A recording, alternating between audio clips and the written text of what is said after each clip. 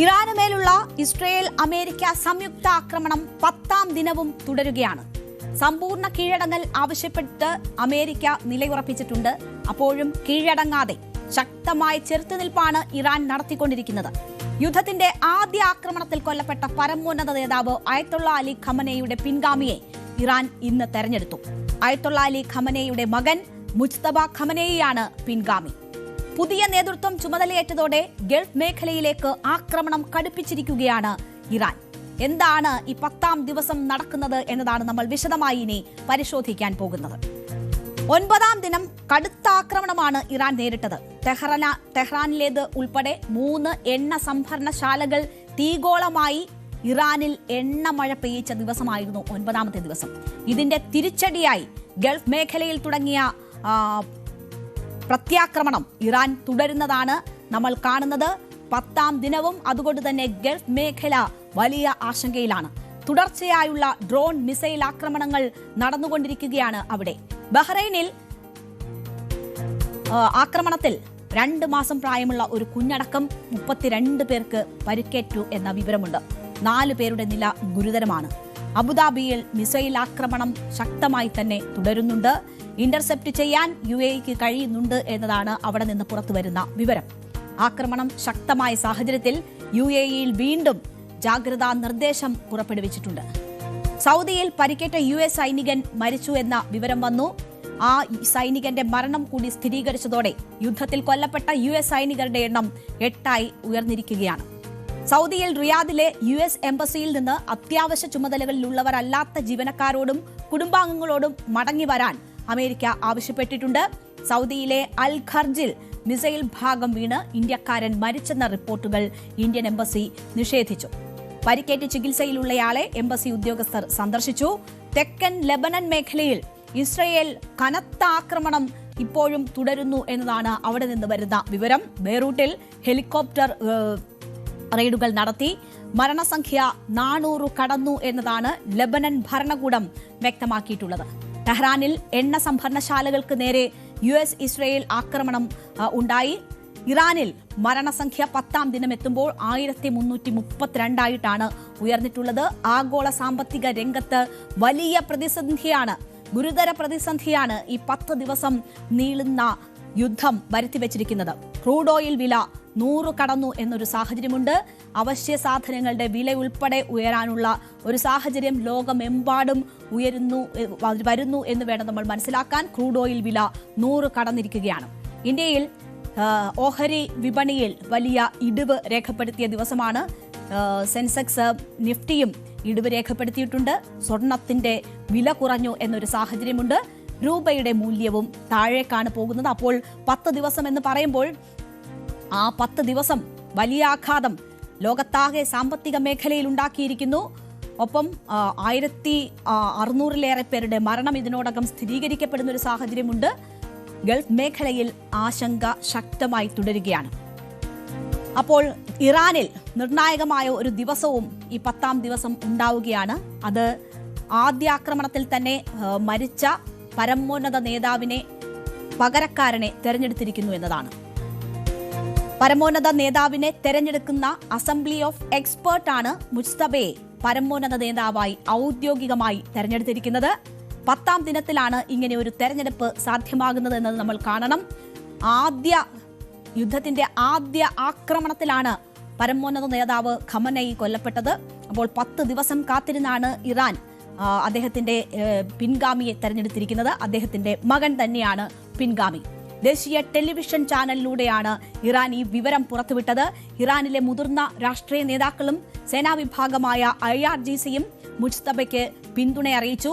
ഇറാന്റെ ഭരണ ഇടനാഴിയിലെ ഏറ്റവും അദൃശ്യനായ ഏറ്റവും വലിയ ശക്തി സാന്നിധ്യമായാണ് മുജ്തബ ഖമനേയി അറിയപ്പെടുന്നത്. ഖമനയിലേക്ക് എത്താൻ മുജ്തബയിലൂടെ കടന്നു പോകണമെന്നും ഇറാനിലെ യഥാർത്ഥ അധികാര കേന്ദ്രം അയത്തുള്ള അലി ഖമനേയി ഉള്ളപ്പോഴും മുജ്തബയെന്നും വിക്കിലീക്സ് പുറത്തുവിട്ട രേഖകളിലൊക്കെ പരാമർശമുണ്ടായിരുന്നു. ആ മുജ്തബയാണ് ഇറാനെ ഇനി മുന്നിൽ നിന്ന് നയിക്കാൻ പോകുന്നത്.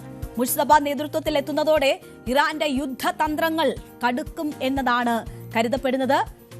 അമേരിക്കയുടെയും ഇസ്രായേലിന്റെയും ഭീഷണിയുടെ വാൾ അതേസമയം മുജ്തബയ്ക്ക് മുകളിൽ തന്നെയുണ്ട്. പരമോന്നത നേതാവിന്റെ ഓഫീസിലെ രാഷ്ട്രീയ സുരക്ഷാ വിഭാഗം ഡെപ്യൂട്ടി ചീഫ് ഓഫ് സ്റ്റാഫ് അതായിരുന്നു സ്ഥാനം മുജ്തബയുടേത് ഇതുവരെ. ഇറാന്റെ ഭരണസിരാ കേന്ദ്രമായ ബെയ്തായി റഹ്ബാരിയുടെ നിയന്ത്രണം പക്ഷേ നേരത്തെ തന്നെ മുജ്തബയുടെ കൈകളിലായിരുന്നു. അപ്പോൾ താരതമ്യേന ചെറിയ സ്ഥാനം വഹിച്ചിരുന്നപ്പോൾ പോലും ഈ അധികാരം കൈവെള്ളയിൽ കൊണ്ട് നടന്ന വ്യക്തിയാണ് മുജ്തബ. ഖമനിയേക്കാൾ അന്നും ഇതിന്റെയൊക്കെ ബുദ്ധി കേന്ദ്രം എന്ന് പറയുന്നത്, ഇറാന്റെ എല്ലാ നീക്കങ്ങളുടെയും ബുദ്ധി കേന്ദ്രം എന്ന് പറയുന്ന വ്യക്തിയാണ് മുജ്തബ. ആ മുജ്തബയാണ് ഇപ്പോൾ ഇറാനെ നയിക്കാൻ പരമോന്നത നേതാവ് സ്ഥാനത്തേക്ക് എത്തുന്നത്. സൈനിക വിഭാഗമായ ഇറാനിയൻ റവല്യൂഷണറി ഗാർഡുമായി അടുത്ത ബന്ധമാണ് ഈ മുജ്തബയ്ക്കുള്ളത്. IRGC കമാൻഡർമാരുടെ പൂർണ്ണ പിന്തുണ മുജ്തബയ്ക്കുണ്ട്. രഹസ്യാന്വേഷണ ഏജൻസി പ്രവർത്തനങ്ങൾ ഏകോപിപ്പിക്കുന്നതിൽ നിർണായക പങ്കുള്ള വ്യക്തിയാണ്. ഇറാന്റെ ആഭ്യന്തര വിദേശ നയങ്ങളിൽ കടുത്ത നിലപാടുകൾ സ്വീകരിച്ചു വരുന്ന നേതാവായാണ് മുജ്തബ പൊതുവെ അറിയപ്പെടുന്നത്. പരസ്യമായി ഭരണ പദവികളൊന്നും വഹിച്ചിരുന്നില്ലെങ്കിലും ഭരണ നീതിന്യായ മേഖലകളിൽ സുപ്രധാന സ്വാധീനമായിരുന്നു മുജ്തബ ഈ കഴിഞ്ഞ കാലങ്ങളിലൊക്കെയും വഹിച്ചിരുന്നത്. 2009-ലെയും 2022-ലെയും ഒക്കെ ഇറാനിൽ നടന്ന പ്രതിഷേധത്തെ അടിച്ചമർത്തിയതും സാമ്പത്തിക ആരോപണങ്ങളും ഒക്കെ മുജ്തബ നേരിട്ടിട്ടുണ്ട്. ഒരു വശത്ത് വലിയ ആരോപണങ്ങൾ നേരിടുന്ന വ്യക്തിയാണ്. ഈ ഖമനയെ, അയത്തുള്ള അലി ഖമനയേക്കാൾ പാശ്ചാത്യ വിരുദ്ധതയൊക്കെ ഉള്ള വ്യക്തിയാണ് മുജ്തബ എന്നതാണ് അറിയാൻ പറ്റുന്നത്. പദവിക്ക് മുകളിൽ ഒരുപാട് ചോദ്യങ്ങൾ ഇപ്പോൾ ഉയർന്നു വരുന്ന ഒരു സാഹചര്യമാണ്. രാജവംശത്തിലെ കുടുംബവാഴ്ചയ്ക്കെതിരെ പോരാടിയ നേതാവിന്റെ മകൻ ഒടുവിൽ പിതാവിന്റെ പിൻഗാമിയായി എത്തുന്നു എന്നതാണ് വിമർശനത്തിന് വിധേയമാക്കുന്ന ഒരു കാര്യം. US-ഉം ഇസ്രയേലുമായി വിട്ടുവീഴ്ചയ്ക്ക് തയ്യാറാകാത്ത വളരെ ശക്തമായ പാശ്ചാത്യ വിരുദ്ധത പേറുന്ന ഒരു വ്യക്തിയാണ് മുജ്തബ. രാജ്യം സാമ്പത്തിക ഞെരുക്കത്തിലൂടെ പോകുമ്പോഴും മുജ്തബയ്ക്ക് ലണ്ടനിലടക്കം ഒരുപാട് സഹസ്ര കോടികളുടെ സ്വത്തുക്കളും ബിനാമി ഇടപാടുകളും ഉണ്ട് എന്ന മാധ്യമ റിപ്പോർട്ടുകളൊക്കെ പുറത്തു വന്നിരുന്നു. അതുമൊക്കെ വിമർശനത്തിന് ഇട നൽകുന്ന ഒരു സാഹചര്യമുണ്ട്. 2019-ൽ US മുജ്തബയ്ക്ക് മേൽ ഉപരോധം ഏർപ്പെടുത്തുകയും ഒക്കെ ചെയ്തിട്ടുണ്ട്. അപ്പോൾ നേരത്തെ തന്നെ അമേരിക്കയുടെ കണ്ണിലെ കരടാണ് ഈ മുജ്തബ എന്ന കാര്യത്തിൽ യാതൊരു സംശയമില്ല. മുജ്തബയ്ക്കെതിരെ വലിയ പ്രതിഷേധം ഇറാനിൽ ഉൾപ്പെടെ ഉയരുന്നു എന്നതും ഈ തെരഞ്ഞെടുപ്പിന്റെ ആദ്യ മണിക്കൂറുകളിൽ പുറത്തുവരുന്ന വിവരമാണ്. ഇറാന്റെ പരമോന്നത നേതാവായി മുജ്തബ ഖമനിയെ തെരഞ്ഞെടുത്തതിന് പിന്നാലെ തന്നെ ടെഹ്റാനിൽ ശക്തമായ പ്രതിഷേധം ഉയർന്നതായി അന്താരാഷ്ട്ര മാധ്യമങ്ങൾ റിപ്പോർട്ട് ചെയ്യുന്നുണ്ട്. മുജ്തബയുടെ നിയമനം പ്രഖ്യാപിച്ചതിന് തൊട്ടു പിന്നാലെ ടെഹ്റാനിലെ എക്ബത്താൻ പരിസരത്തുള്ള വീടുകളുടെ ജനാലകളിലൂടെ സ്ത്രീകൾ ഉൾപ്പെടെയുള്ളവർ പ്രതിഷേധ മുദ്രാവാക്യങ്ങൾ വിളിച്ചു എന്നതുൾപ്പെടെയുള്ള വിവരങ്ങളാണ് പുറത്തുവരുന്നത്. മുജ്തബയ്ക്ക് മരണമെന്ന് പേർഷ്യൻ ഭാഷയിൽ വിളിക്കുന്ന സെക്കൻഡുകൾ മാത്രം ദൈർഘ്യമുള്ള വീഡിയോ ഉൾപ്പെടെ സമൂഹ മാധ്യമങ്ങളിൽ വ്യാപകമായി പ്രചരിപ്പിക്കുന്നുണ്ട്. ഇറാനിലെ വിപ്ലവ പാരമ്പര്യത്തിന് വിരുദ്ധമായി അധികാരം പിതാവിൽ നിന്ന് മകനിലേക്ക് കൈമാറുന്നതിനെ ജനങ്ങൾക്കിടയിൽ വലിയൊരു വിഭാഗം എതിർക്കുന്നുണ്ട് എന്നതൊക്കെയാണ് വരുന്ന വിവരം. എന്തായാലും ഇറാന്റെ ചരിത്രത്തിൽ ആദ്യമായാണ് ഇത്തരത്തിൽ കുടുംബവാഴ്ചയ്ക്ക് സമാനമായ രീതിയിൽ ഒരു അധികാര കൈമാറ്റം നടക്കുന്നത്. അതിനോടുള്ള എതിർപ്പ് കൂടിയാണ് ഉയരുന്നത്. നമുക്കറിയാം, വലിയ ആഭ്യന്തര പ്രശ്നങ്ങളിലൂടെ ഇറാൻ കടന്നുപോയിട്ടുള്ള ഒരു സമയമാണ്. അതിന് പിന്നാലെയാണ് ഈ യുദ്ധം ഉണ്ടാകുന്നത്. അപ്പോൾ ആ പ്രക്ഷോഭങ്ങൾ നയിച്ചവർ എന്താണോ ആ പ്രക്ഷോഭങ്ങൾക്ക് കാരണം, അതിനേക്കാൾ ശക്തമായ നിലപാടെടുക്കുന്ന വ്യക്തി അധികാരത്തിലേക്ക് വരുമ്പോൾ, പരമോന്നത സ്ഥാനത്തേക്ക് വരുമ്പോൾ ഉയരുന്ന സ്വാഭാവികമായ പ്രതിഷേധങ്ങളാകാം, അല്ലെങ്കിൽ അമേരിക്കയുടെയും ഇസ്രയേലിന്റെയും താല്പര്യങ്ങൾ സംരക്ഷിക്കാൻ തക്ക വിധത്തിലുള്ള പ്രൊപ്പഗൻഡയാകാം. എന്താണ് അതിൽ വ്യക്തത എന്നത് വന്നിട്ടില്ല. എന്തായാലും വലിയ രീതിയിലുള്ള എതിർപ്പ് ഇറാനിൽ ഈ തെരഞ്ഞെടുപ്പിനെതിരെ ഉയരുന്നു എന്ന തരത്തിൽ അന്താരാഷ്ട്ര മാധ്യമങ്ങളിലൊക്കെ വാർത്തകൾ വരുന്നുണ്ട്. ഈ എതിർപ്പുള്ളപ്പോഴും പിതാവ് രക്തസാക്ഷിയായ സാഹചര്യത്തിൽ ആ സ്ഥാനത്തേക്ക് മകൻ വരുന്നത് തെറ്റല്ല എന്ന ഒരു നിലപാടിലാണ് ഷിയ നേതൃത്വം എത്തിയത്. അതാണ് മുജ്തബയുടെ ഈ പാരമ്പര്യ രീതികളൊക്കെ മാറ്റിവെച്ചുകൊണ്ട് മുജ്തബയുടെ തെരഞ്ഞെടുപ്പിലേക്ക് എത്തിയത് എന്നതാണ് മനസ്സിലാകുന്നത്. എന്തായാലും പുതിയ നേതൃത്വത്തിൽ ഇറാൻ ഇനി യുദ്ധം നയിക്കാൻ പോവുകയാണ്, യുദ്ധം നേരിടാൻ പോവുകയാണ്. അപ്പോൾ മുജ്തബയുടെ ഭാവി എന്ത് എന്നൊരു ചോദ്യം കൂടി വളരെ പ്രസക്തമാവുകയാണ്. ഇറാൻ റവല്യൂഷണറി ഗാർഡുമായി അടുത്ത ബന്ധമുള്ള മുജ്തബ ഖമനയി പിതാവിനേക്കാൾ കടുത്ത നിലപാടുകാരനാണ്. US-ഉം ഇസ്രയേലുമായി വിട്ടുവീഴ്ചയ്ക്ക് തയ്യാറാകാത്ത പാശ്ചാത്യ വിരുദ്ധത തുടരുന്ന ആളാണ്. നേരത്തെ സൂചിപ്പിച്ചതുപോലെ ആ നിലയിൽ ഇസ്രയേലിന്റെയും അമേരിക്കയുടെയും കണ്ണിലെ കരടാണ് മുജ്തബ എന്നത് നമുക്ക് പറയാം. അധികം ചിത്രങ്ങൾ പോലും മുജ്തബയുടേതായി നമുക്ക് സെർച്ച് ചെയ്താൽ കിട്ടില്ല. അത്രയും ഉൾവലിഞ്ഞ ജീവിതമാണ്. അതായത് അത് രഹസ്യാത്മകത ഉള്ള ജീവിതം കൂടിയാണ് മുജ്തബയുടേതെന്ന് കാണാം. കടുത്ത മുന്നറിയിപ്പുമായി അമേരിക്കൻ പ്രസിഡന്റ് ഡൊണാൾഡ് ട്രംപ് ഈ തെരഞ്ഞെടുപ്പ് വന്നതിന് പിന്നാലെ രംഗത്ത് വന്നിട്ടുണ്ട്. വൈറ്റ് ഹൌസിന്റെ അംഗീകാരമില്ലാതെ ഒരു നേതാവിനും ഇറാനിൽ അധിക കാലം തുടരാനാവില്ല എന്നതാണ് ട്രംപ് ആദ്യ പ്രതികരണം നടത്തിയിരിക്കുന്നത്. മുജ്തബ തനിക്ക് സ്വീകാര്യനല്ല എന്നും ട്രംപ് വ്യക്തമാക്കിയിട്ടുണ്ട്.